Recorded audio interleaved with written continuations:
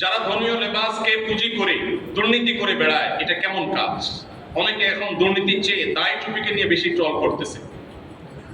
ভাই, সম্প্রতি প্রশ্নপত্র ফাঁসের ঘটনায় আপনারা জানেন, এক ব্যক্তির আলোচনা খুব বেশি হচ্ছে যে তিনি মাথায় টুপি, মসজিদে যাওয়া, ধর্মীয় কাজ করা, এগুলোর জন্য চেষ্টা করেছেন এবং তিনি নাকি বলেছেন যে আমি এই দুর্নীতি করে অবৈধভাবে উপার্জন করা টাকা সব আল্লাহর রাস্তায় খরচ করেছি, দিনের কাজে খরচ করেছি। এই আল্লাহর রাস্তায় চুরি করে সেই টাকা আল্লাহর রাস্তায় খরচ করাটা হলো কোরবানির জন্য গরু চুরি করার মতো। একজনে গরু চুরি করছে, আরেকজনে গরু চুরি করে এনে বিসমিল্লাহ আল্লাহু আকবার বলে কোরবানি করে দিয়েছে গরু। সওয়াব হবে না গুনাহ হবে?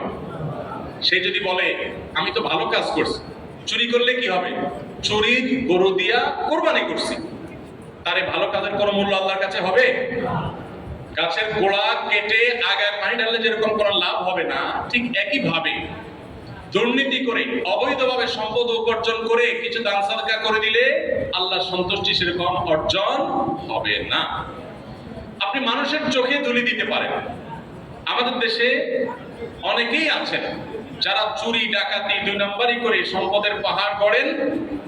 এরপরে একটা বয়সে এসে রিটায়ারমেন্টে যাওয়ার পর বা একটা পর্যায়ে এসে মসজিদে, মাদ্রাসায়, মাহফিলে হুজুরদেরকে, আলেম ওলামাদের, গরিব দুঃখীদের দান সাদকা করে তার একটা ইমেজ তৈরি করেন এলাকাতে। হাজী সাহেব, গাজী সাহেব, টুপিওয়ালা সাহেব, জুব্বাওয়ালা সাহেব, উনি অনেক সাহেব হয়ে যান। কিন্তু এই সাহেব মূলত জনগণের টাকার চোর, সম্পদ লুণ্ঠনকারী, অবৈধ উপার্জনকারী, দুর্নীতিবাজ। কিন্তু তিনি তার একটা ফেস মানুষের সামনে তুলে ধরেন, তিনি দানবীর।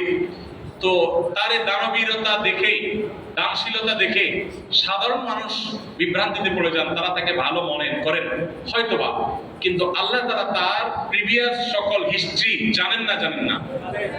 তো এই সমস্ত দান সদকা করে মানুষের চোখে ধুলি দেওয়া যেতে পারে, কিন্তু আল্লাহকে কোনোভাবে বিভ্রান্ত করার সুযোগ নেই। আল্লাহ সবকিছু জানেন। বিধায় যে আল্লাহর কাছে শাস্তি এবং পুরস্কার, যে আল্লাহর কাছে জান্নাত এবং জাহান্নাম, সে আল্লাহকে কোনোভাবে এই দুর্নীতির টাকা দান করে খুশি করার কোনো সুযোগ নেই। এখন যারা বলছেন যে এই লোকটা দায় টুপি রেখে তারপরে দুর্নীতি করছে, শুধু এই লোকটা করছে তা না, আমাদের সমাজে অনেক লোক আছে দেখবেন দায় টুপি লাগাইয়া তারা দুর্নীতি করতেছে।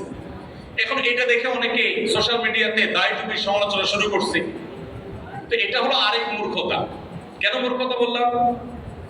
দেখেন, 10 টাকার নোট জাল হয় না, 1000 টাকার নোট জাল হয়।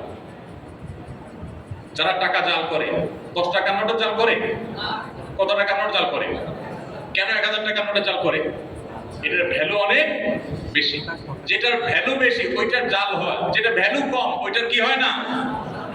দায় টুপির ভ্যালু বেশি দেখেই তো চোর ডাকাতরা ওইটা নকল করে। দায় টুপির মর্যাদা বেশি দেখেই চোর ডাকাতরা সেটা নকল করে।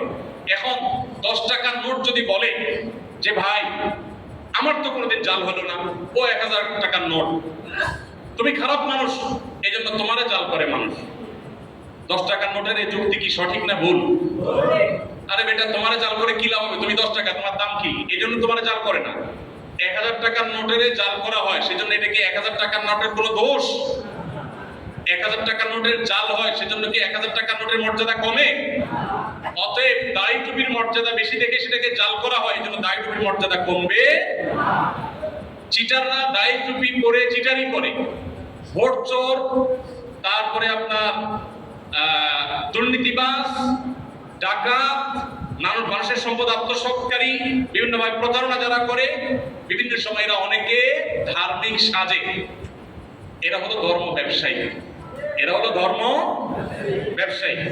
সে ধর্ম ব্যবসা করছে, অন্যায় করতে গিয়ে ধর্মের লেবাস ধারণ করেছে। এখান থেকে বোঝা যায় ধর্মের লেবাসের ভ্যালু এই সমাজে আছে, এই জন্য সে সেটা ধারণ করেছে। এটাতে ধর্মের লেবাসের মর্যাদা আরো বাড়ে, এটার মর্যাদা যে আছে সেটা আরো প্রমাণ হয়। যারা এটা সমালোচনা করছে, ধর্মের লেবাসের সমালোচনা করছে, তারা মূর্খতার পরিচয় দিচ্ছে।